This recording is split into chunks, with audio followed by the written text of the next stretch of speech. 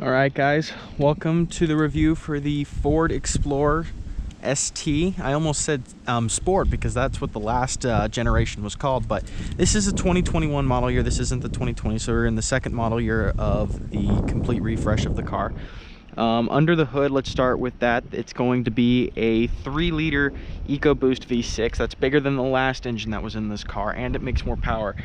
The powertrain makes 400 horsepower and about the same figure in torque. It has the intelligent all-wheel drive system, and all of that rockets this car to 0 to 60 in 5.2 seconds. That's done by its 10-speed automatic transmission as well. There's a bunch of design changes that happened with this car. I don't have the 2020, and didn't review it in 2020 when the model year was, or when the brand new model year for this generation, but a bunch of styling changes. Larger and more pronounced rims. Those look way more sporty than the last ones, and the brake calipers and discs are actually bigger on this car. The car by itself is relatively bigger. It's wider and it's longer. I think they're about the same height, but you do get a little more of a sporty stance on the car rather than the last generation that stopped production in 2019. You get the 4 exhaust tailpipes. You got 4 on the 2018 and 2019 model of the Sport of the last generation as well. Sadly, they are not real. They come out of the bottom, but I mean, you still have 4 coming from that 3-liter, and it actually sounds pretty good. Sadly, this one has less than 500 miles on it, so we can't exactly take it to crazy extents with speed and bringing the engine up at a high RPM, but you know, I think we're gonna get a pretty good look at the car itself. We can open the hood and just take a look at it. On the inside, just come down here and pull twice. Pretty simple process, and it lifts up. Doesn't have its gas struts, which is kind of odd because the last one did, but here is that Ford 3-liter V6. You can see where the turbos are down there. Other than that, there's nothing much special about this engine. The brace is new on, they didn't have that on the Sport. That is new on this generation of Explorers. But the engine's pretty standard for Ford. Nothing crazy. And it shuts pretty solidly without making too much noise. These on the headlights, LEDs. Headlights are new. They have an LED strip going across with LED, I believe they are laser lights, but I'm not sure. And then another strip of the LED. Taillights are also different on this one. LED, about half rectangle LEDs on the back, with these being your reverse lights. And then if you were to open the back, you would have these light up as your third brake light in lieu of this one going away. So other than that, the exterior, I believe personally, it looks pretty nice, but I do know some people have other opinions. But yeah, let's move on to the interior. And we're gonna start in the front seat today, and Ford refreshed the entire interior of this car, starting with the digital gauge cluster, the larger center screen, the spin wheel instead of the column shifter. You have the drive mode selector instead of there just being a sport mode. The piano black trim, and what appears to be real carbon fiber, and it looks a lot better in this generation of car. As you see, the digital gauge cluster is all lit up, ready for us to get going and start the car. Get the Bose premium sound system with this car. I believe it is 12 speaker, so you have these up front. It does produce nice quality noise. Heated and cooled seats and heated steering wheel. I liked how they didn't have a blank switch over there, so they did line it up with the buttons correctly. Brand new steering wheel. Steering wheel looks better in this generation. It kind of reminds me of the one from the new F-150. You get automatic cruise control, lane keeping assist, all that great stuff. Ford Sync command system. Automatic high beams in this car as well. Automatic rain sensing wipers. Plenty of storage for anything you'd like to keep around the car. Plenty of storage in there as well. This car is bought and is being used currently, but it is brand new. Plenty of storage down there. The glove box seems a little smaller. You have a nice embroidering of the ST logo on the seats. This one has also the captain's chairs in the back, which will move back there soon. You also have auto hold on this car, the parking brake, auto stop start, which personally I turn that off because that is a terrible thing for performance. But yeah, piano black trim going all around the car. That generally looks nicer. New air. The interior has completely been redone, as you can see. It is also generally nicer. It has some Lincoln interior kind of styling with the piano black trim and everything like that. So I think that's where they took their inspiration from. And instead of having the red stitching on the seats, you have the white stitching now. And we can move on to the back.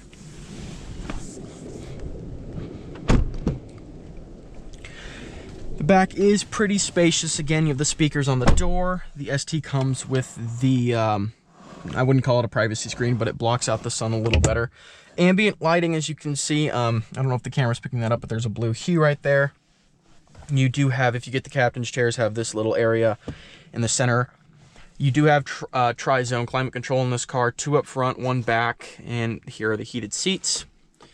You get a 12-volt plug right there, or 110-volt plug, sorry, 150 watt. And then it looks like, yep, a USB and a USB Type-C. The captain's chairs are obviously a addition to this car over the bench back here. I don't know how much it cost more, but I believe it's just a couple $100. It can't be more than $1,000. So the back is pretty standard for an SUV like this. I believe it definitely commands its $60,000 price tag or more. The 2021 model years are actually cheaper than the 2020s. I think that's because of the drop demand due to the virus and everything like that. We actually got this one for, it was about $57, when last year, if you bought the 2020 model year, this car would be more like $67. So the prices have dropped on these if you are interested.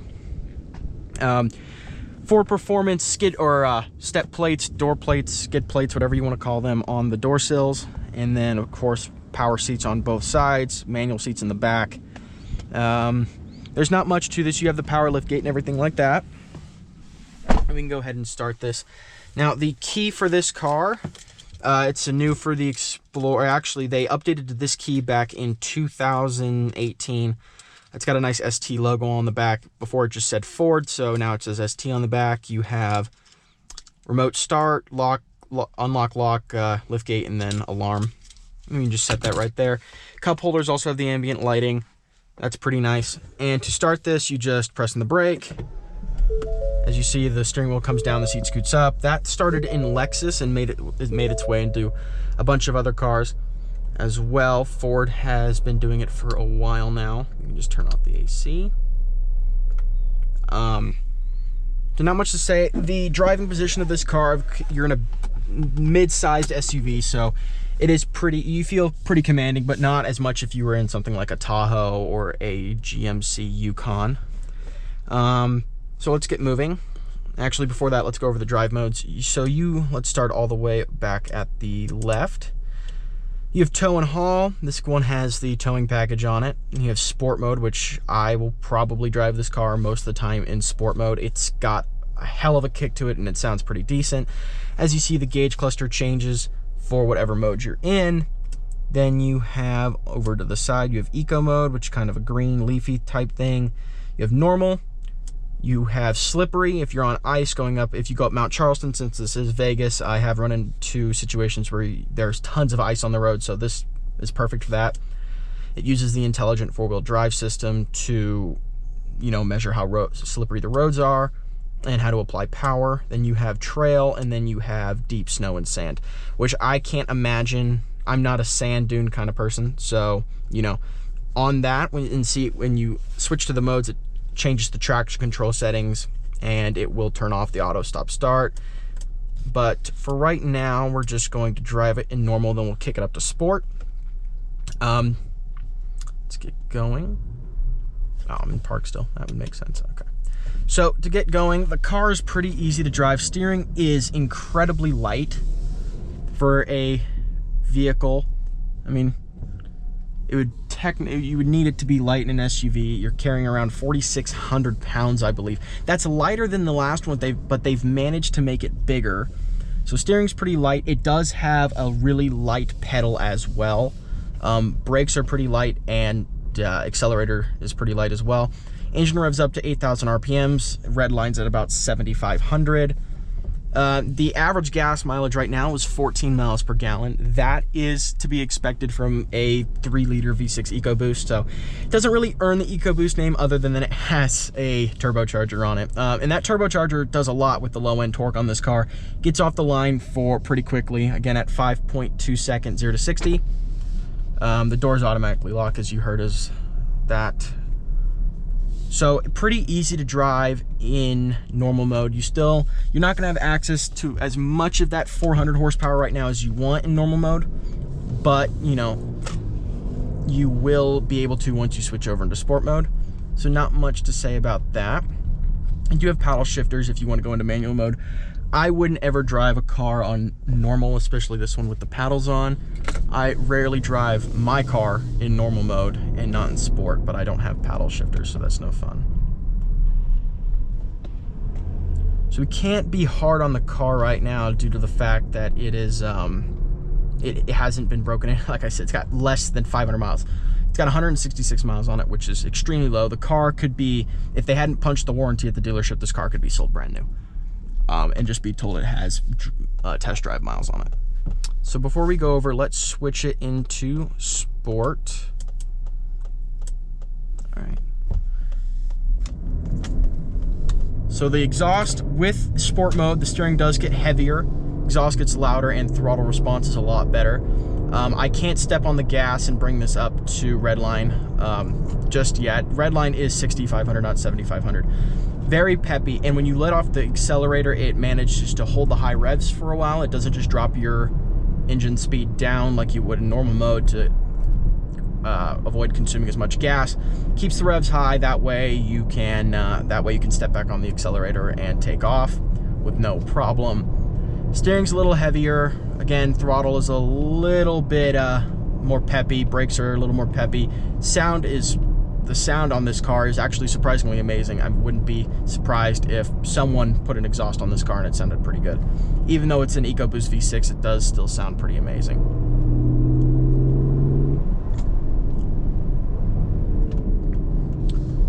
Coming up on the first turn here, you do feel a little bit of rocking.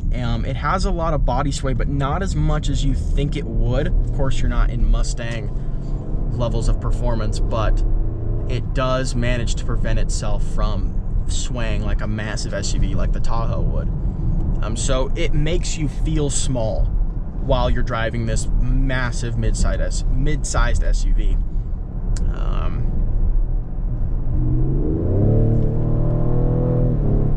So you hear it does sound pretty good back there. It's holding the revs up pretty nicely, and we'll go down up to the street up here before we take the turn.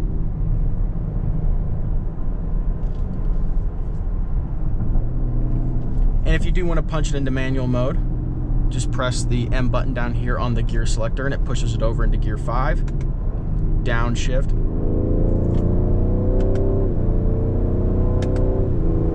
And surprisingly, the paddle shifters for this SUV, the prior one I drove didn't have as nice of a gearbox, and the paddle shifters were kind of jerky. But this 10-speed dual clutch Ford has in almost all of their cars is super quick.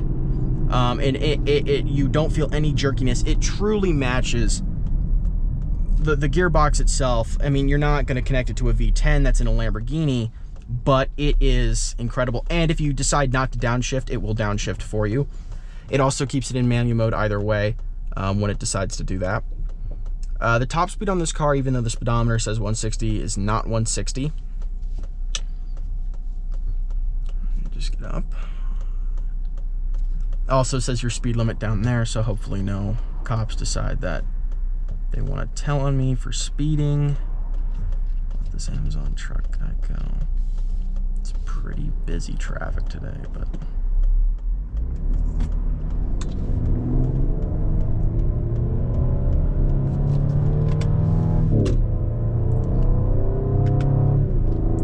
as you see, and it makes a nice kind of blurp sound when you do upshift.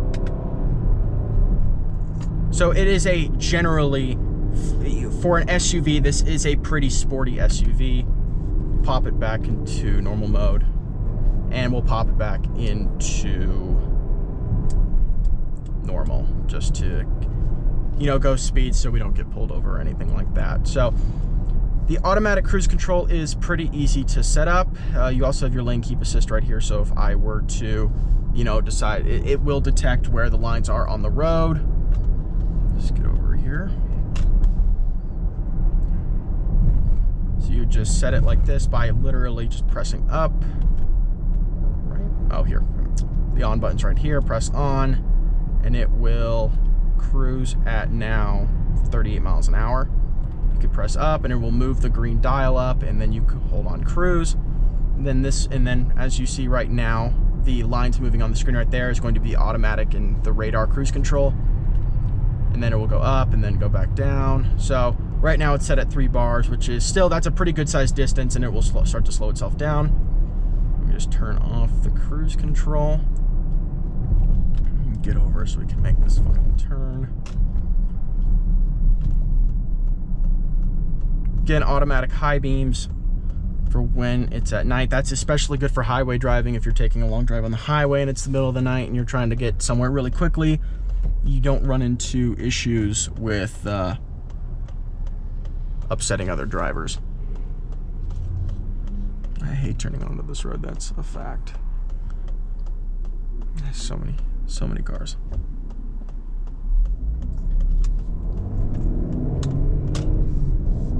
So even in normal mode, still very, very peppy.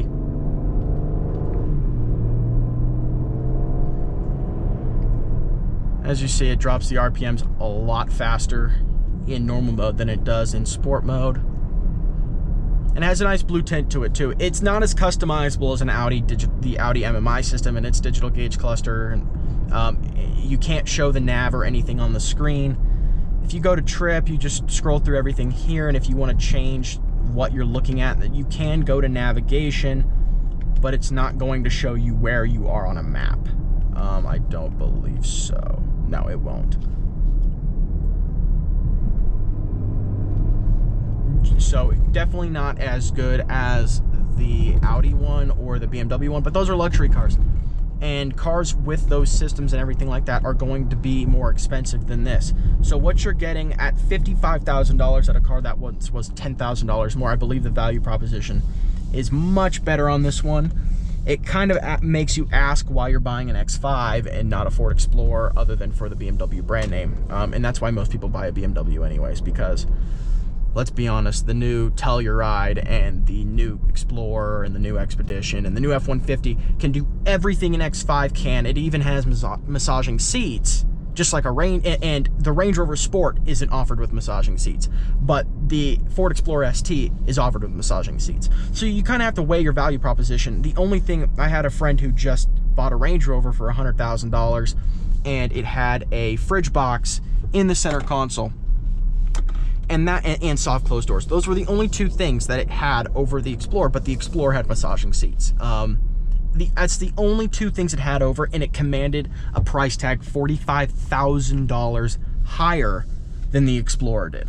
And then that's when you have to start asking yourself, what's the value proposition there? Because it doesn't seem worth it at that point, other than the brand name, to go buy a Land Rover or a Range Rover more than it is like a Ford Escape or a Chevy Tahoe. And the Chevy Tahoe, again, is still way more expensive than this. You can spec them up to around $80,000. So the Explorer is a great value proposition. We'll take one last look at the car. A couple of the safety features that it screams at you when you leave the doors open. It also has rear passenger seat detection when they take off their seat belts. So pretty cool stuff. It's a genuinely pretty good looking car. It's a very good looking car, very good looking SUV, and it's been compared to what the Range Rover Sport looks like. I think it looks, I don't know, I like the look of the Range Rover Sport a little more. It looks a little more muscular, but this car still looks super muscular for what it is. So yeah, guys, if you enjoyed the review, please subscribe, like the video, comment, and tell me what you want to see, and I'll try and put out more content for you. Thanks for watching, and I will see you all in the next video.